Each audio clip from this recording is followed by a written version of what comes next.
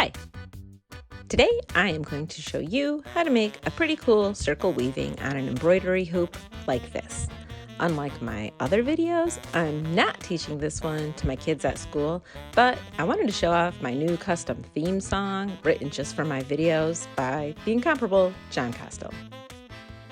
Cool, right? You will need some yarn, any colors, and any texture will work for a simple tapestry weave. You will also need an embroidery hoop. This 4-inch hoop I got for 99 cents. This large hoop is about 10 inches and also cheap. It stays on the hoop when the weaving is done. It has a finished front and strings and things on the back just like you'd see on an embroidered work of art. You must wrap the warp first. The warp is the string that stays static, doesn't move, and you will intertwine your other thread over and under. I chose some blue yarn. Do not cut a piece off yet. Tie the free end to the inner piece of the embroidery hoop. Double knot it. You do not want it to slip. Put your yarn in the hoop and wrap it in, around, and over the bottom of your hoop, directly across from your knot. I'll show you again to make sure you got that hooked. Moving clockwise, lay your thread over the hoop next to the knot, about 1 inch. Stretch it back across the bottom of the hoop. You will have to put your yarn ball through the hoop. So I let go of mine so I could show you, but I don't recommend that. Once the yarn ball is through, pull it back under and, okay, see, don't let go of it. So your yarn is under, pull it back over the hoop to the right or clockwise to the last time you did it. Then hold on to those threads real tight, bring the yarn back down through the hoop. Basically, just keep doing it. If holding them and wrapping them becomes a pain, you can tape them as you go. I contemplated this with my large hoop because they kept sliding. However, once you have done it a few times, you do get used to it and it becomes easier. I'm at the point where my yarn ball will not fit through the opening at the bottom. It is pretty safe for me to cut the yarn off the ball now, as long as I have enough for another pass or two and my knot. I have no idea why I cut it so long. I only had room to go on the loop one more time, but before I cut, I have to make sure that my warp pieces are an odd number. A tapestry weave will not work in a circle if your number is even. I always designate my thumb as 1, and then I count. I had 13, I'm good. Or not. Be careful, because the warp thread wraps around the hoop, even though it has a front and a back, and the back thread is going kind of diagonal, it counts as 1 thread. Ugh. Now I can cut this ridiculously long string and tie it to my inner hoop. If yours doesn't quite look like a star or have an area of crossed strings that make a center, you probably did something goofy. Trust me, I did it myself a few times. Before you tie your string, you might want to go back, rewatch a few parts, and try it again.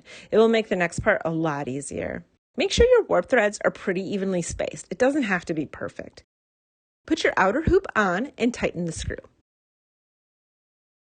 Trim off any extra strings. Now we weave. Remember that thing I said about the weft thread having a front and a back? Well, that can be really confusing at this part. Even though one of the strings is diagonal, when we weave, we are going to start mushing them together like they are one string. We will be doing a basic tapestry weave, which is over, under, over, under, over, under, over, under, our warp threads till infinity. I've cut about an arm's length of red yarn and we'll start in the center. I began by going over, under, over, under, over. Here I am going to start pulling the rest of my thread through.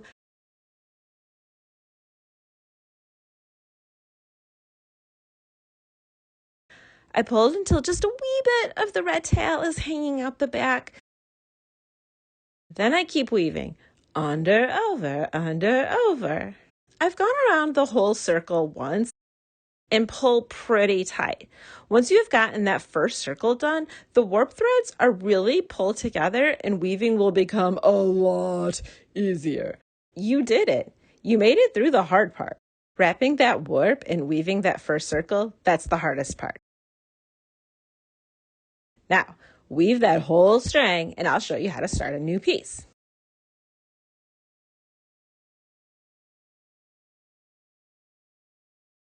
My center circle was nice and tight, so I cut off that little red tail since I didn't need it anymore.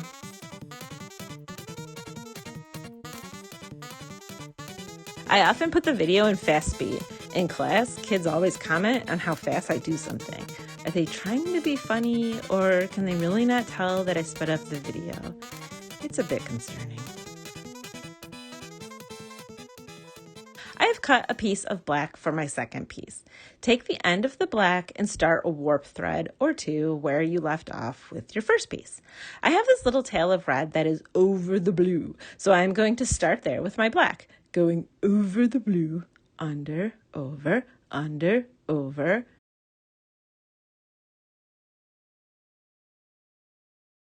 When it is ready to pull, I have to be real careful not to pull the entire thread out. I want to leave that little tail hanging behind.